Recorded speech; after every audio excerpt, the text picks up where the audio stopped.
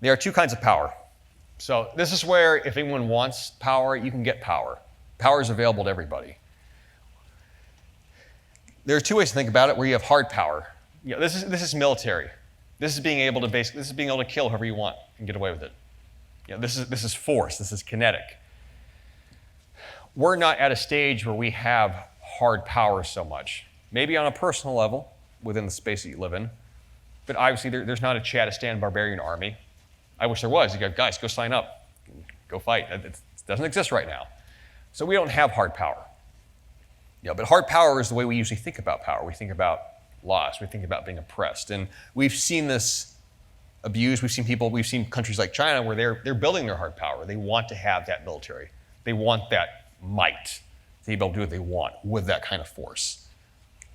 The irony to this, actually, if I go back, this is actually in a way like hyper-patriarchal.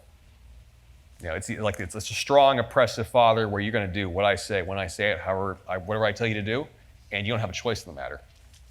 And sort of in a weird irony, like the United States is actually a much more masculine nation, China is a much more masculine nation than the US is at this point. I don't know why it's skipping ahead. There we go. This is Australia. You can see Australia. This is hard power. Pandemic, this person didn't wear a mask, right? So now they're going to get handcuffed and beaten, and this is going to protect people and keep them safe. They're exercising hard power. And they can do that because the population there, they don't have any guns because they got rid of them, and apparently they like to follow rules. So nobody really makes a fuss about it. And they're like, what does that get you?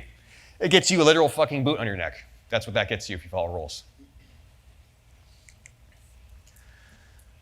So China is building up its hard power. China has the manufacturing capabilities. China has that. China might lack resources, but they're basically replacing the United States. Is this a bad thing? I don't really care so much about China, honestly. What are you doing right now in the United States? What are you doing here in America? You're not going to go beat a country of 1.6 billion people.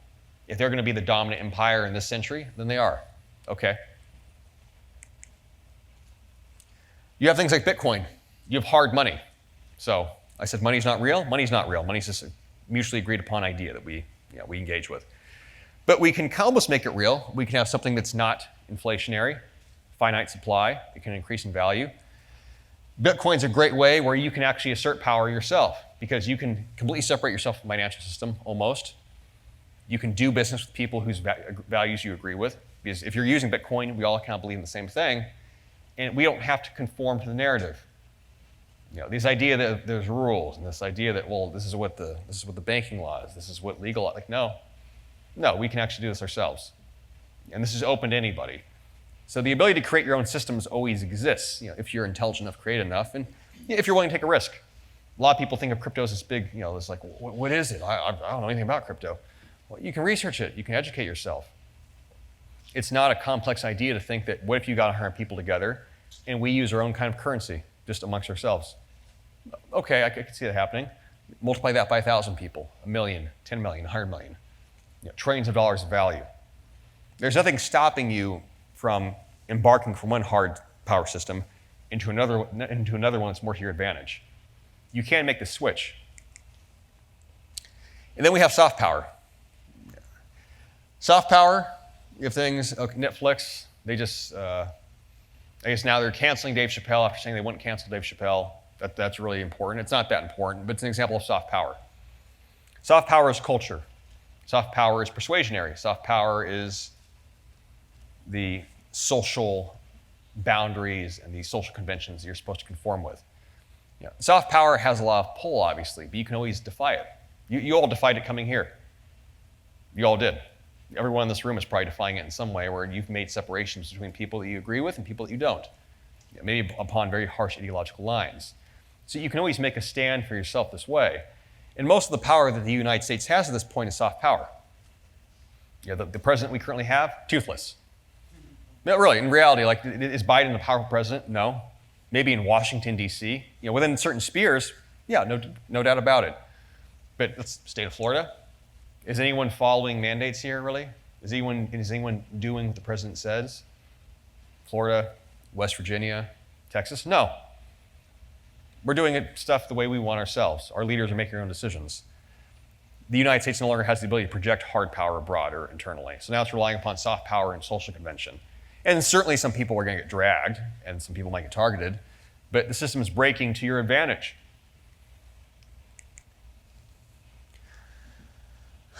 Our lives are shaped by symbols. One of the interesting things about not just Netflix, I could have thrown up 20 examples of global homo companies. Facebook, Instagram, Disney Plus, whatever other bullshit, Pfizer.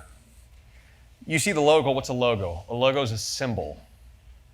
Something that the general right sphere has lacked for a long time are symbols.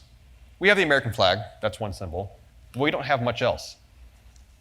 When I was talking with my friend Arthur Kwan about art, about the ability to create art, to create beautiful things, to pull out of your soul something that people look at and they feel, and it inspires and ignites something in them. The general left, the general narrative, they've got a lot of that. They got all these symbols are aligned with companies, obviously. A lot of it's just logos that you all engage with. They have a lot of that, and that's very persuasive because it seems very omniscient in your mind. So when you see something like Netflix or anything else, it's not just that word. It's not just that company. It represents this whole sphere of soft power, semiotics. Symbols always stand for something else. You have to create your own symbols. A lot of what I've tried, okay, these are out of order. There we go. A lot of what I've tried to do with my own inner circle is create symbols, give them something to follow. I got this tattooed on my fucking arm right now. I got it from Jack Donovan, strength, courage, mastery, honor. Do I expect everybody to get tattooed? No, but I expect it to mean something when you see it. For the guys in the group, it means something. Even if I go back, where is it? There we go. Chaste on barbarianism. That's ridiculous. No, it's not. I have the means to create an entire digital country. I can do that. I can create a DAO. I can create an LLC if I want to. I can create an online community. I can create social conventions. I can create a culture. I can create an idea. I can create a set of ideas, an entire schema, operating system of here's how we're going to live and change the world. And I can pack that into a symbol. I've got 10,000 variations on this fucking thing. You know how many chaste and barbarianisms I have? So goddamn many. Most of them are probably made by Devin.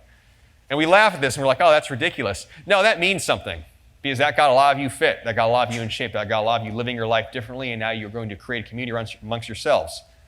That group of in itself was from a larger group. Create the world you want to live in, create the networks. Also, this is great. How can you not see this and fucking look at this? Like, Jesus Christ. This guy's having the fucking time of his life. Let me go. There we go. Back. There we go. So as much as I want this to happen, and I don't vote, I don't really believe in democracy as it exists right now anymore, I'd love this to have an insurrection. We'd all love that. I said this before. Just show up, just stab, behead, roll the body off. I run shit now. Yeah, we can fight in a pit with sticks if you want to argue. Okay, we're not going to get that. But we can dream about it. That's fine. What we do have is you have all the tools to shape the world. What does the United States have? What does the federal government have that you don't have? Do you have social media? Of course you do. Do you have the means to create your own banking system? You do. Can you create your own networks? Absolutely. Can you arm yourselves? Of course you can. Do you have tools to reach people, to broadcast? Well, let's see, Instagram Live, YouTube. Oh yeah, I do. You have all the power that a media conglomerate has. You have all the power that an individual country has. You can do this yourself. You can create the world yourself. If you want to talk about being a man of action, what can you create? What can you create? You have all of it. So why aren't you using it? What I've tried to do the last 5 years, especially this past few years, I've tried to create. I've created groups. I've created network tribes, cultures. I've connected with other people. And there's so many groups now that exist online. They're all valid. They're all useful. What appeals to you? One of my good friends, Jack Murphy, Liminal Order, he has a group. I've got my own Aaron Tribal group. Chaste on Barbarianism, its own group. War Room, Tate Brothers, they're their own group. Fraternity of Excellence, they're their own group. Every group serves somebody. But what are they all creating? What are they really doing? They're creating the substrate for a new world. They're doing it themselves. It's men doing it themselves the way that men have always done. They're not relying upon the external order. They're pulling it out of them and their brethren. You can do that.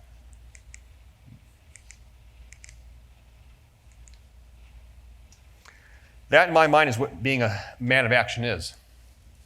Mishima from Japan talks about this in a lot of his books, Sun and Steel. The dividing moment in his life was when he realized that he had, for the first half of his life, he'd been a writer, he'd written books, he'd written novels, he'd been a very intellectual man, he'd been a scholar, he'd been a man of the mind. But then he got to this point, this sort of life crisis, and he realized he's not a man of action. He's very good at thinking. A lot of people are very good at thinking. A lot of the political sphere, the political right, very good at thinking, think pieces, National Review. Let's talk about how we got here. Let's talk about moving forward. This is going to be terrible. This isn't constitutional.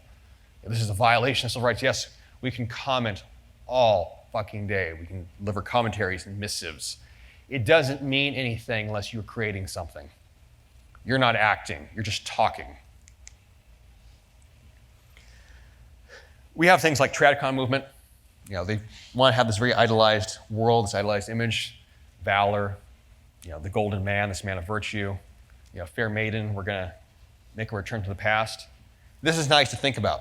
This isn't a bad mental model necessarily, but this is not complete either. That movement, those kinds of movements, that kind of thinking where we're just going to simplify down to this romantic little fairy tale box, and that's what will save the world. No, that's not going to save the world. The world is bloody and violent, and it's beautiful, and it's complicated all at once. Getting a hypothetical virgin wife and then living on a farm, good for you. That's a nice idea. That's great. That's a beautiful life. I won't say that it's not. But that alone is not going to change the direction of history. So you reclaim your values and you live them. And you recognize everything I just talked about, everything that you are going to have happen to you going forward, it's going to be a process. It's not an event. It's not any one thing. It's not a war. It's not one final battle. It's your whole life until the day you die.